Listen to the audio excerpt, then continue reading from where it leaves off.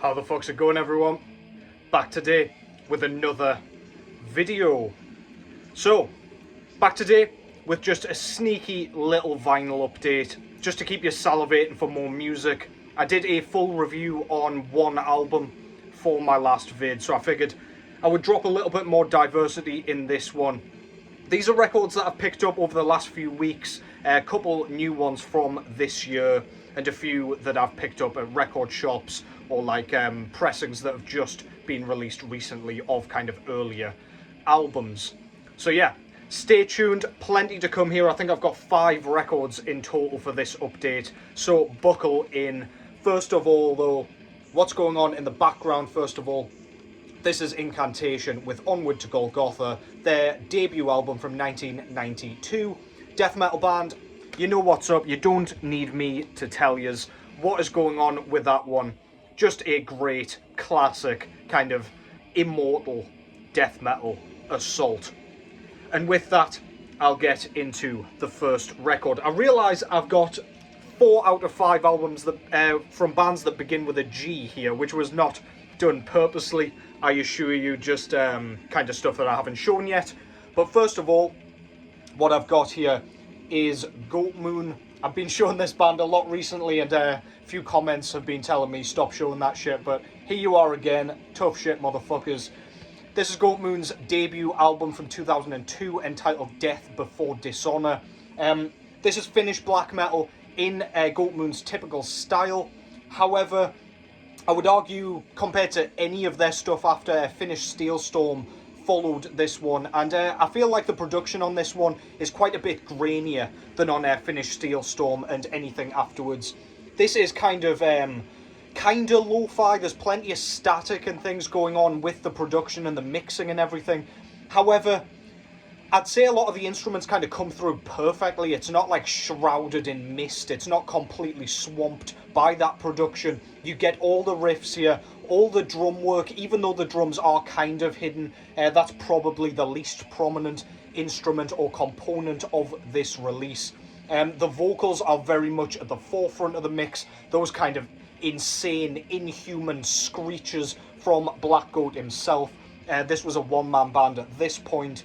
It does have that kind of folkish sort of feel with to it, with some of the grooves, some of the tempo shifts to those kind of more gallopy sections. We've got plenty of blast beats and stuff going on, and this sounds really DIY, if you ask me. It's just got like a real garage sound, which gives it loads of authenticity, which I think is fantastic. Does come across a little bit sloppy at times, but I think that works perfectly for this genre and this style of black metal. So yeah, absolutely brilliant stuff. The guitar tone is a little bit kind of thin, I would say, on this one as well, but I think that just gives it that kind of Finnish sound. I don't really know how to describe it effectively, but it is a sound that is completely trademark to that scene and that sound. So yeah, if you like the sound of any of that, or if you like Goatmoon's like later work and you haven't heard this one, go back to it, because this is absolutely stellar stuff. Front cover, just a photograph of Black Goat himself in some sort of dungeon with a scythe. As you do. Not too much more to say about that, to be honest. Just a brilliant cover though, I absolutely love that. When I think of Goatmoon, that's the kind of band photo I think of, but yeah, really effective. Very cool, interesting take on the kind of black and white corpse paint sort of photo. But yeah, back cover, we've got the titles of each of the tracks, some of the, well, just the title and the logo up top there. Werewolf Records put this out, and there's a little bit of recording information at the bottom there. We don't get any inserts, and this is on black vinyl, so a nice quick one to kick things off. No nonsense, no messing about. That's Goatmoon, Death Before Dishonour. I don't even know if I said the title of that one, but there you go. I got to it eventually. Next up, again, G, and again, Goatmoon. So I picked both of these up at my local record shop, just had to. I wasn't planning on picking up Death Before Dishonour, however, when I saw it there, I was like, fuck it, double whammy Goatmoon, why not? Here we have their latest album from 2023, entitled What Once Was Shall Be Again. So this is very different to the debut. The vocals are very much in the same style. They're those kind of shrieks that just kind of sound completely inhuman. Doesn't sound like they're coming out of a dude's larynx.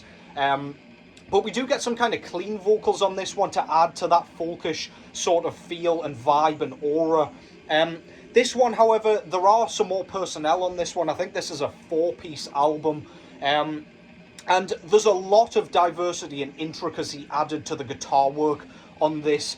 There's some like really cool like melodic passages, some fantastic solos that kind of harken back to the days of traditional heavy metal. It just adds like a lot more flavour instead of just getting that kind of straight to the point bare bones black metal style that Goatmoon's kind of been known for all these years. This was a really cool way of like just tossing things up, making things a bit more interesting, and kind of getting rid of that ear fatigue, making you still want to pick up Goatmoon's work. I can see why some people might have fallen off on this one, because the guitar tone and everything's totally different. It's almost got a bit of a psychedelic feel to the guitar tone compared to like the traditional sort of thinner guitars that I was talking about with Death Before Dishonour. But yeah, this is a really well written, really catchy, foot tapping, diverse, varied black metal record. And I highly, highly recommend you get to this one as well. I've shown you both sides of the Goatmoon spectrum in terms of their chronological discography here. But yeah, no one is better than the other. I just think they're both great in their own right. Very different. Front cover there. Again, no logo, just the title kind of at the top corners. Top corners? Yeah, that's one of the top corners, and that's the other one. On the front, we actually have like a massive eagle blowing fire, or just some sort of gloom or pyroclastic flow into a city, I guess. There's like lightning coming down, some sort of massive, like, I don't know if that's some sort of deity or, I don't know, emanation or what, but yeah, just a city being engulfed in flame, heat, and lightning, which is just badass. Very, very different from Goatmoon's usual artwork style, but I absolutely love that. It's so eye-catching. Makes me want to pick up the damn record for sure. Yeah, absolutely killer. On the back, that's more what we're used to from Goatmoon. We've got the 4 guys in their corpse paint. This guy went fucking balls to the wall with his get-up. Full corpse paint. It kind of looks like a bath the way he's done his corpse paint and stuff. But yeah, that down there is Black Goat. Thankfully, he doesn't have his cock out on this one, but he does have a battle axe and his chainmail. We've got the titles on the side here of all the tracks, some personnel information and things there, and the title on the top. I don't know what they're doing really, just kind of yelling around candles. And this dude, I don't know, he's waiting for the rapture or something. Not a lot more to say about that, I guess. Plain black vinyl again, so I will not show you as there's nothing too interesting going on. Fantastic album. What Once Was Shall Be Again by the mighty Goatmoon. And that's all the Goatmoon I've got for you, so you can stop your whinging. Next up, I'll just take a swig of coffee here. I've got another G, but this time I've got a 7-inch record from 2024. Here, I've got the band Gosudar, which I believe is a band out of Russia. I probably should have looked at that. But this is their debut EP, entitled Eschatological Agony of the Universe. So if you don't know Gossidar, they play a very kind of bare-bones, straight-to-the-point style of death metal, like modern death metal. But I would argue that there is a bit more to them than just like the... I don't know, like, it's nothing like that, like, hardcore influenced death metal. It's definitely got more of a, like, cavernous approach. It's almost approaching the kind of death doom sort of realm. They don't mind slowing things down. They don't mind adding transitions here and there just to completely slow things down to a sluggish crawl. We've got some fantastic, like, spacey lead passages, which I think Gossidar does so well. It's kind of akin to like Spectral Voice at times, but not quite as like in that Funeral Doom-esque realm. The second track on here, side B, is more of a like ambient track, which I'm not that bothered about. But when you've got such a short release, I don't mind just having like one track of that, one track of the other, if they fancy just changing things up. It does add like a really eerie nature to this recording. But like it's more background noise to me, the second side. But side A is that fantastic kind of foot stomping, fist pumping death metal that they do so well. The riff writing's astonishing, and this is a band that I'm really kind of enjoying at the moment. Their debut album, Despotic Morbid Rituals or something to that effect, was really good, and this kind of follows on in that same vein. Looking forward to seeing what this band does next, for sure. On the front we've got just like a big horrible mass. I can't remember who does all these artworks that look very similar. It's just like a disgusting, I don't know, it looks like a tumor or something. It's absolutely horrible, but it fits perfectly. Great logo. It's all slimy and gross and got like fungus growing off it and shit. And we've got a very demo-esque, like VHS-esque kind of title layout down here as well, with the font and everything. On the other side we've got the logo blown up, picture of the guys out of the band, and indeed the track listing there. 2 tracks, Rotted Life and Misako and Ojo, put this one out together. This is like just a fold out cover sort of thing with some pictures of the guys recording and playing live and things, and then we've got the lyrics on this side here. And this is not black vinyl for a change. We've got a really nice kind of ice blue 7-inch record with just the logo on each center label. Fantastic stuff. So yeah, if you're in the market for some modern death metal that doesn't kind of, I don't know, it doesn't get swamped by hardcore and all that silliness and all the breakdowns and stuff, then look no further than Gosudar. Absolutely brilliant stuff. Not too many bands coming out of Russia these days, in the death metal realm at least. However, I do have another Russian band for you next, and the final G of this video, I promise yous. This is Grima out of Russia with their 6th, I think, full-length album entitled Nightside. So yeah, this is a band that I've been absolutely loving ever since their 4th album, maybe? Rotten Garden. God damn, all the information's kind of left my head here. I'm trying to scramble through. Yeah, Rotten Garden. And I've just been kind of going backwards, and I've been kind of keeping up with Frostbitten and now this one. This band plays kind of atmospheric black metal, and it is done in a way that is only Grima's. We've got some really interesting components going into this that makes this truly theirs. The vocals, for a start, are almost just like howling, kind of screeching wind noises, which don't sound human at all. However, the Russian language just works perfectly with this style. I almost prefer to not understand what the vocalist is saying here. It just makes it more creepy and more eerie to me, because it just seems mysterious. It's kind of spoken in a different tongue, an ancient tongue, or whatever. It just has like a bit of charm to me. It's similar in a way to like Cannon and Fibre. I just don't want them to sing in English. It just would not have the same effect for me for some reason. This is actually 2 brothers that plays in this band.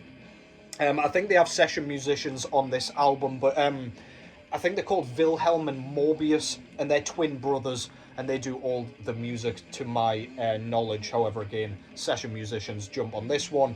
We've got Bairn accordions on this, but I would say they use it quite a lot less on this album. It's much more of a focal point on their previous albums, and I think they've recognised that they don't need that to stand out, but they do kind of need it to have Grima's kind of recognisable sound. You can almost mistake it for lead guitars at times, but then you'll kind of catch a few notes where you're like, hang on, that's not guitar. And it just sounds so cool. It's so, like, delicate and, I don't know, awe-inspiring, and so, like, you just hone in on it as soon as you hear it. Absolutely brilliant. Some great riff writing on here. I would say it's slightly toned down in the ferocity department compared to their previous work. This is their debut on Napalm Records, and I kind of feel like that's what those bigger labels do to bands. However, they don't lose their signature style at all here. They do have some slower tracks on here, which are really atmospheric and really kind of emotive, that really just grip me on this thing. And yeah, it's just a really diverse, well-rounded record, and just another brilliant addition to their fantastic and flourishing discography so far. That is Greamer with Nightside. Absolutely love that cover. For starters, their logo is absolutely brilliant. It's like an oak, or it's not an oak tree, I don't think, like a pine tree, I don't know, that kind of has the roots growing into the band name there. Look at that, man. Would love that on a patch. We've got their kind of signature oaken masks that all of the members don. We've got the guys just kind of stood very, very creepy in the middle of kind of a woodland. It just kind of fits the music beautifully. We do have like a starlit sky and everything, and like auroras and things like that floating around above as well. I do like the contrast between this colour and the purpley sort of interstellar look there. But yeah, I digress. Look at how cool that is, man. So much going on. On the back, we've got the big kind of oaken mask, but in the sky this time. Really nicely done. We've got a crow or corvid of some kind down here, some more woodlands, and we've got the track listing here. As I say, Napalm Records debut. We've got a bigger picture in the gatefold of that oaken mask in the sky there with the moon above. Very, very cool. Stunning job done of the artwork for sure. Really nice insert with all the lyrics on. All in Russian. So yeah, or Slavic or whatever that language is. Beautiful, beautiful sound to it though. I'm pleased there's none of that for me to try and butcher, because I would not be doing that justice. I wouldn't even know how to read that, to be honest, because they're all different kind of letterings and alphabets and whatever. But anyway, I digress. We've got a picture of the band members in the background, painted very nicely. And again, that same picture that you've seen several times now, with the recording information and personnel there. Plain black vinyl, so I will not show you that. But yeah, if you're not familiar with Grima and you like atmospheric black metal, but you like your black metal to have like a really unique sound, you don't just want the frigid kind of raw black metal that all sounds the same or in the same vein, then look no further than Grima. There's a reason Napalm picked them up, and a reason they're getting so many plaudits at present. I'm sure a lot of you guys will thoroughly enjoy that one, so get on it. And finally, I've got another death metal release, and going away from the G's, I've got this one. This is Vacuous with In His Blood. So this is a band out of London, England, death metal, as I said. In a similar way to kind of Gosudar, this doesn't kind of have any hardcore influence leaching into it at all. This is their sophomore full-length album, and to be honest, I was a bit turned off by the album cover and the fact they ditched their awesome logo and just went with this kind of generic blocky font. However, I listened to it and I wasn't blown away, and I've listened to it so many times since. I just see myself going back to it without even realising. I just stick it on in my headphones while I'm on the bus or whatever, and I have been absolutely loving this thing. The riff writing is astonishing, really mechanical sound to some of the leads on this. The tempo shifts are fantastic. The vocal switches between the growls and the like wretched screeches are just exactly what I like in my death metal. If you like kind of Eli Wendler out of Spectral Voice, second reference to them by the way, and like Black Curse, then you'll dig the highs found on this. But we've also got some really kind of catchy choral hooks, like on the track Contraband, which is just, I don't know, in this style, bands typically don't focus on hooks or choruses, but Vacuous have done that really well without it coming across as corny or like, I don't know, self-indulgent. And there's no kind of progressiveness on this one, which is what I was kind of expecting by the cover and the logo switch. This is absolutely fucking brilliant. I'm going to try and go and see these next month. And yeah, looking forward to seeing some of these getting played live. My favourite track on here is the final track, No Longer Human, where we've got a really awesome build-up. It's very kind of patient and sluggish and brooding, and then the suspense pays off with the rest of the track. Some great riffs, fantastic solos across the board on this one. And yeah, just an absolute treat of a death metal record. This came out in 2025, by the way. And yeah, front cover shows a massive pool of blood in some sort of dungeon. It looks like it's been clotting and coagulating. Almost looks like lava or something. But yeah, I will show you the back and you will see that it's definitely not lava. There he is, lying in his blood in the same dungeon. Not a lot more to say about that. Really cool. Titles down below. This is their Relapse Records debut. Insert with all the lyrics here, with more blood in the background. I believe some recording information, personnel, and band photos on the other side here. And this one is on a coloured vinyl as well. This was the Pool of Blood edition, which is like clear with blood red splatter. Love that. Lots of red going on. You can kind of see it's like splattered all the way through when you shine the light on it. Really, really cool. Goes perfectly with that cover art. If I can pick it up without bending the goddamn thing in half. There you go. Killer shit, man. Yeah, if you like death metal and you're in the market for some modern stuff, go get some.